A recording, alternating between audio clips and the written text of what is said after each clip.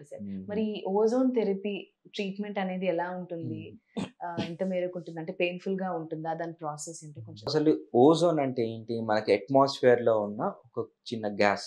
Yeah! మనకి stratosphere లేయర్‌లో ఉన్న ప్రొటెక్టివ్ గ్యాస్ అంటాం దాన్ని okay. Ozone. Okay. So, ozone అంటే it's oxygen molecule. 3 molecules of oxygen combine చేస్తే ఓజోన్ అని ఫార్మ్ అవుతుంది. మనము అట్మాస్ఫియర్‌లో ఉన్న ఆక్సిజన్ ఆర్ మనకి కాన్సంట్రేటెడ్ సిలిండర్స్‌లో ఉన్న ఆక్సిజన్ నుంచి మనము ఒక మెషిన్ సహాయం ద్వారా చేసేది ఓజోన్.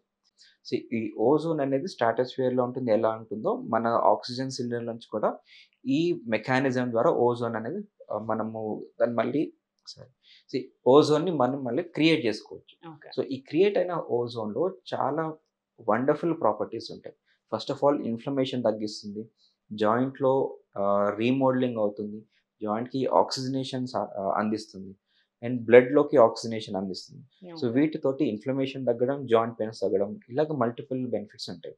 ఐవీ ద్వారా అంటే బ్లడ్‌లోకి ఓజోన్ మిక్స్ చేసుకొని మళ్ళీ తిరిగి ఎక్కించుకునే మెకానిజం ఉంటుంది. ఒక డయాలిసిస్ మెషిన్ లాగా ఉంటుంది.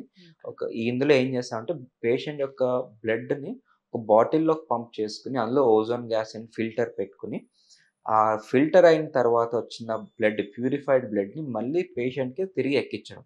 ఓకే. దీని ద్వారా డీటాక్సికేషన్ అవుతుంది. ఏదైతే వాతం గాని ఆర్ ఎనీ హార్మ్‌ఫుల్ టాక్సిన్స్ ఉన్నాయో అవన్నీ వాష్ ఔట్ అవుతుంది. ఇన్‌ఫ్లమేషన్ తగ్గుతుంది. మల్టిపుల్ జాయింట్ పెయిన్స్ తగ్గుతుంది. ఇంకొక బెనిఫిట్ ఏందంటే బాగా ఓపిక రావడము. ఓకే. ఒక ఫేస్‌లో గ్లో రావడము. ఓకే. ఆ సిక్‌నెస్ ఫేస్ అంతా పోయి వాతం కూడా పోయి మంచి హెల్తీగా తయారవుతారు.